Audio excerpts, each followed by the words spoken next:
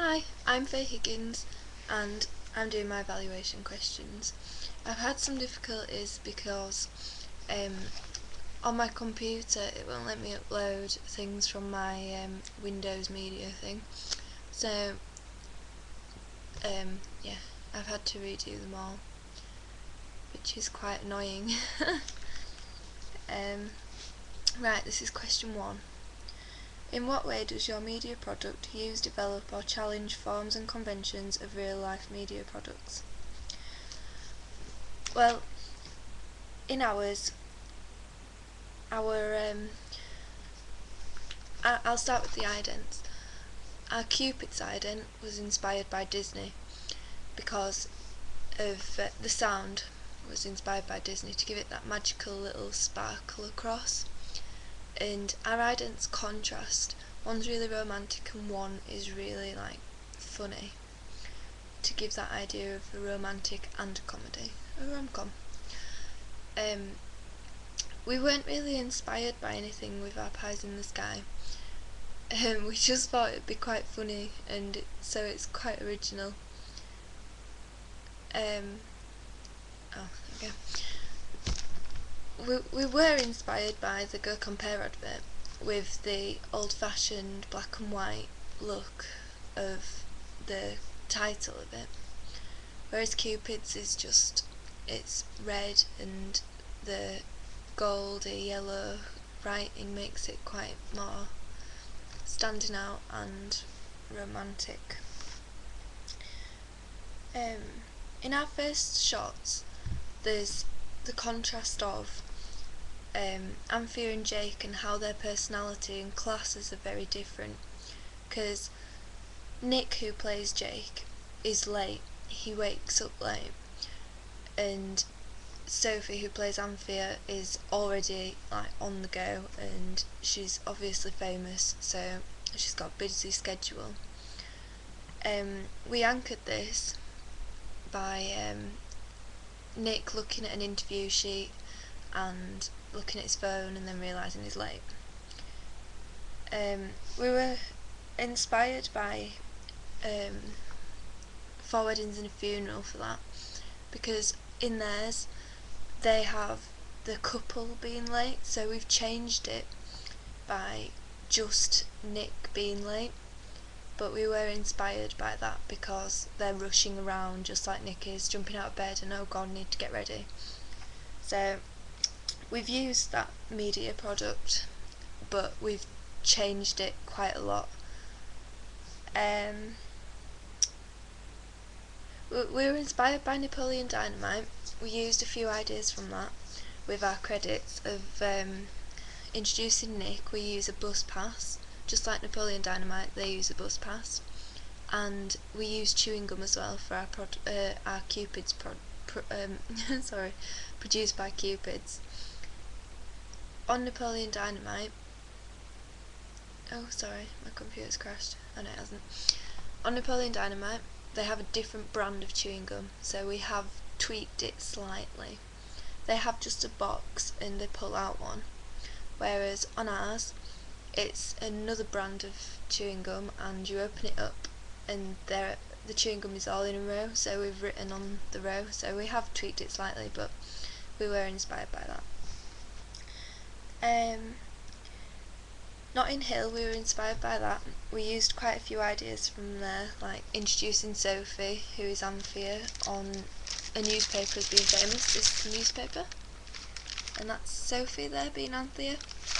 And we thought it'd be a bit bland if we used the whole of the time to introduce her, so from that perspective we have changed it, because on Notting Hill it's just all pictures of her being famous and papers she were in and her being at Oscars and things.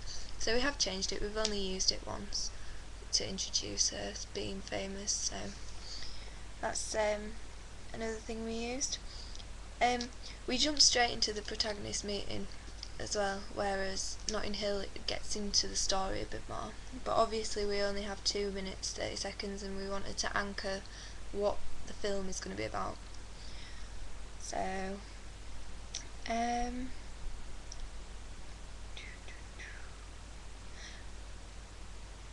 we were inspired by Wild Child with our character of Anthea, because she's not famous but she's rich, typical LA girl, and we wanted that attitude, so we used that like convention of her being like the typical blonde stereotype of an LA rich girl. So we've changed it slightly because we use Sophie, who isn't blonde, so she looks a bit innocent, whereas she's really not, so it's like a false reading. But that's our narrative enigma, that she isn't innocent but she looks innocent. So that's another thing we've done. I had some things written down, but obviously with me not being able to upload the other video, I've lost a lot of my notes. But yeah, we encoded the intertextuality of four weddings and a funeral, of them being late and, you know, rushing round, and they're quite lower working class, and Jake is quite lower working class, as you can tell, because he's looking for a job, and that also encodes that he's quite young. So instead of having older cast, we have a younger cast, because obviously our film is for younger people. And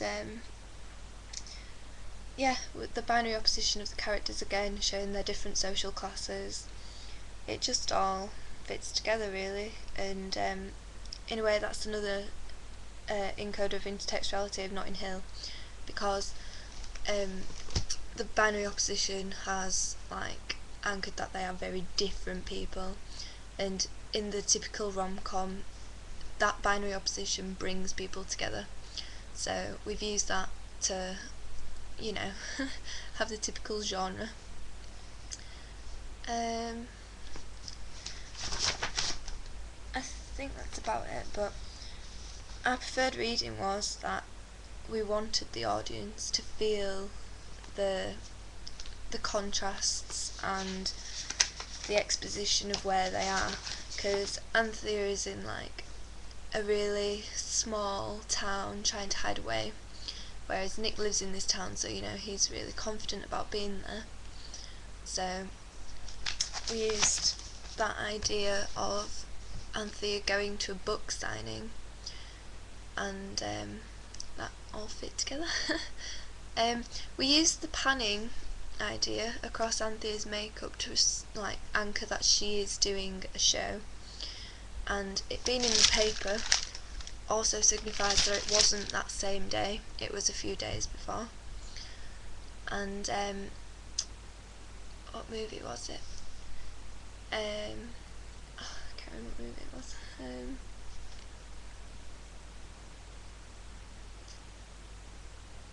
It was on the other video. Oh god.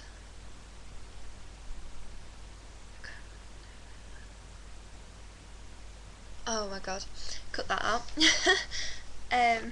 But yeah, we were influenced by, like, there was a movie, what was it?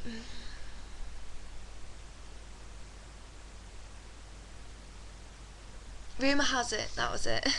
we had that idea of the panning across the makeup to anchor, you know, signify that she is there and give exposition of where she is. So thank you for listening, and that was my answer to question 1, which I will most likely be developing in writing. So thank you for listening.